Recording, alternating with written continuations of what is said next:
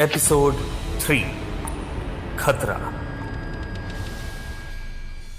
अब तक आपने सुना कि आज से 25 साल पहले अमावस्या की एक रात एक इंसान अमर होने की ख्वाहिश लिए अपनी पत्नी को लेकर एक गुफा में पहुंचता है।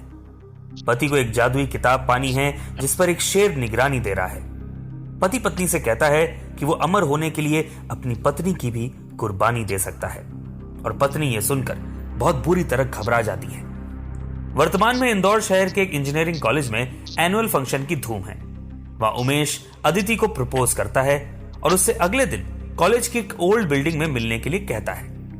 अदिति जैसे ही अपने घर में घुसती है वैसे ही उसके पापा उसे एक गुलाब के फूल के साथ पकड़ लेते हैं। अदिति को समझ नहीं आता कि वो फूल कहां से आया।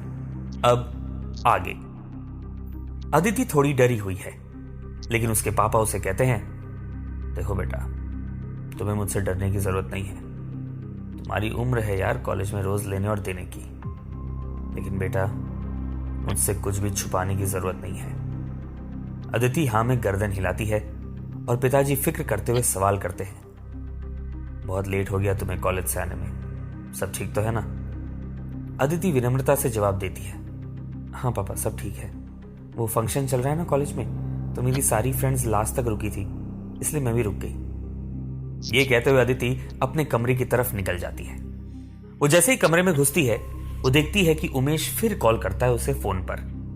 इस बार अदिति फोन उठाती है और कहती है, अरे यार, तुम तो मतलब पीछे ही पड़ गए हो। इस पर उमेश जो कि हॉस्टल की टेरेस पर बैठा है वो कहता है, हाँ, क्योंकि मुझे पहली बार ही प्यार हुआ है, इसलिए मेरा दिल ही नहीं कर रहा है कि मैं तुम्हें एक पल के लिए भी खुद से दूर रहने दूं। इस पर अदिति थोड़ा चिढ़ते हुए कहती है, ओ हेलो, तो मेरे क्या तुमसे पहले भी कोई आशिक रह चुके हैं? अरे मेरा भी तो तुम पहला ही प्यार हो। उमेश कहता है, अच्छा, अगर ऐसा है तो कल रात स्कूल की ओल्ड बिल्डिंग में मुझसे मिलने के लिए इनकार क्यों कर रही हो तुम? इस पर अदिति कहती है, अरे मैंने इनकार कहां किया। उमेश तुरंत अदिति की बात को पकड़ कहता है, अच्छा तो मतलब तुम कल मिल रही हो मुझसे। ये उमेश बहुत खुश हो जाता है और खुशी से झूमने लगता है। और फोन के दूसरी तरफ अदिति को एहसास होता है कि उसने जाने अनजाने में सीधे हाँ कह दिया है। वो कहती है, अरे मेरी बात तो सुनो उमेश। लेकिन उमेश कहता है, अरे नहीं, अब तुम मुकर नहीं सकती इस बात से। और उमेश का एक्साइटमेंट देखकर अदिति भी मुस्कुराने लगती है। उमेश के हॉस्टल में जहां उमेश खुशी के मारे जोर जोर से चिल्ला रहा है, वहां उसकी नीचे वाली फ्लोर पर एक रूम में रॉकी और उसकी गैंग बैठी है। रॉकी जो कि उस गैंग का लीडर है, वो अपने बाकी दोस्तों से कहता है, कल शाम को देखो, अब मैं इस कॉलेज में एक नया कांड करूंगा। एक ऐसा कांड जिसके बाद सब मेरे नाम से भी कांपेंगे, खासकर वो लड़की अदिति। जहां एक और रात में उमेश की बात सुनकर हॉस्टल के लड़कों का लीडर रॉकी अदिति को सबक सिखाने को तैयार बैठा है, वहीं दूसरी ओर अदिति आने वाले खतरे से पूरी तरह अनजान है। सुबह की पहली किरण के साथ अदिति के पिताजी उठते हैं और अपनी बेटी के कमरे में जाते हैं। वो उसके चेहरे की मासूमियत देखकर उसके पास ही बैठ जाते हैं। वो अदिति के चेहरे पर से प्यार से हाथ फेरते हैं। तभी अदिति की नींद खुल जाती है। अदिति पापा से पूछती है, क्या हुआ पापा, आप हर सुबह मेरे पास आकर बैठते हो और मुझे उठाते हो? मुझे बहुत अच्छा लगता है। आई एम वेरी लकी पापा जो मुझे आपके जैसे पापा मिले। लेकिन आपके दिमाग में कोई बात है जो आप मुझसे शेयर नहीं करते, बताइए ना। अदिति के पिता बिना कुछ कहे अपनी जगह से उठ जाते हैं और कहते हैं, बेटा सच तो यह है कि तेरी मां के जाने के बाद मैं बहुत अकेला पड़ गया हूं। तो ये सोचकर ही कि तू एक दिन ब्याह करके मुझसे दूर चली जाएगी, मैं डर जाता हूं। अदिति अपने पापा को हक करती है और थोड़ा समझाते हुए कहती है, पापा ये सब नहीं सोचना है आपको ज्यादा। और मैं क्यों जाऊंगी ससुराल? हम ऐसा लड़का ले आएंगे ना जो घर जमाई बनने को तैयार हो जाएगा, फिर रहेंगे हम साथ साथ में। अदिति की यह बात सुनकर पापा जोर जोर से हंस देते हैं और अपनी बेटी को प्यार से गले लगाते हैं। तभी अदिति अपने पिताजी से सवाल करती है, पापा कुछ मांगू मैं आपसे? अदिति से यह सुनते ही पिताजी कहते हैं, हाँ बेटा बोल, तेरे लिए तेरा पापा कुछ भी लाकर दे सकता है। अदिति धीरे से कहती है, पापा आज कॉलेज में एनुअल फंक्शन है तो मुझे आने में थोड़ा लेट हो जाएगा, मैं अपनी फ्रेंड्स के साथ मस्ती करना चाहती हूँ।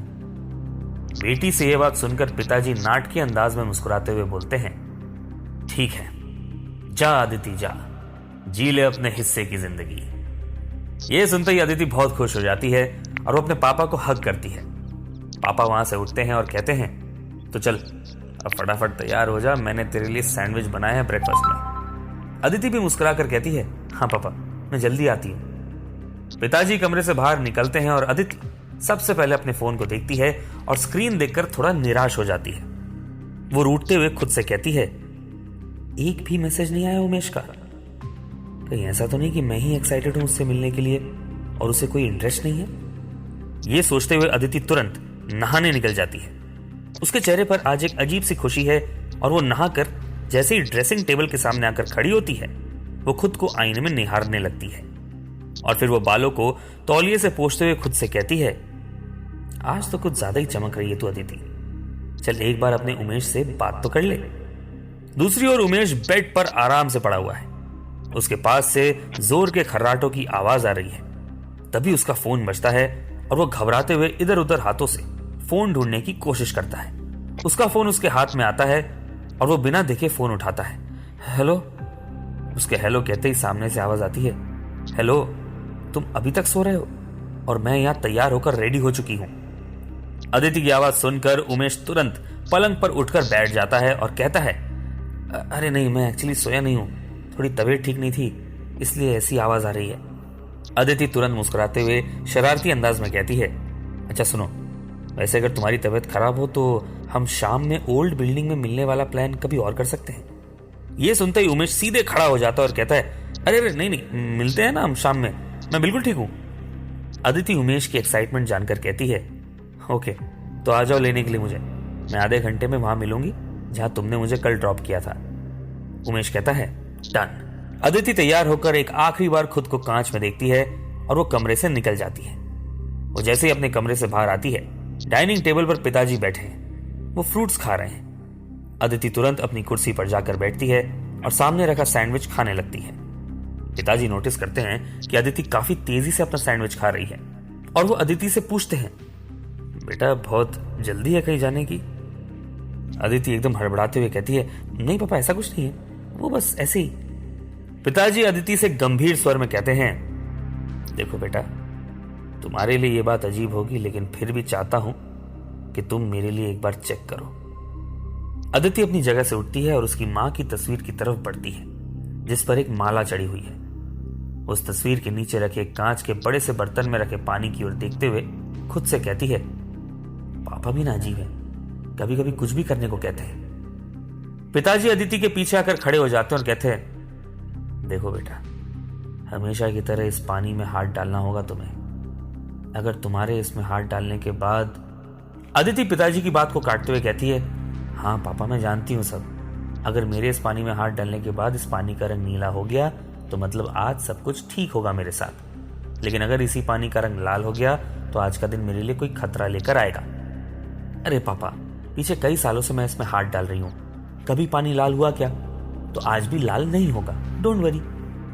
और ये कहते हुए वो उस पानी में हाथ डाल देती है। अदिति जैसे ही पानी में हाथ डालती है, सामने का नजारा देखकर उसके होश उड़ जाते हैं। उस कांच के बर्तन में रखा पानी लाल रंग का होने लगता है। तभी पिताजी कहते हैं, बेटा, आज तेरे लिए इस घर से बाहर निकलना शुभ नहीं है, कुछ बहुत बुरा होने वाला है तेरे साथ। ये सुनकर अदिति चौंक जाती है। वो अपना फोन देखती है जिस पर लगातार उमेश का फोन आ रहा है। वो खुद से कहती है, अब क्या करूं मैं? क्या सच में अदिति के साथ घटने वाली है कोई घटना? कौन था वो इंसान जो अपनी पत्नी को मारकर इन शक्तियों को पाना चाहता है? आखिर क्या कोई सच में अमर हो सकता है? और क्या कनेक्शन है अदिति का अमर होने वाली कहानी के साथ? क्या है उस जादुई किताब का रहस्य? जानने के लिए सुनते रहिए एक बूंद खून।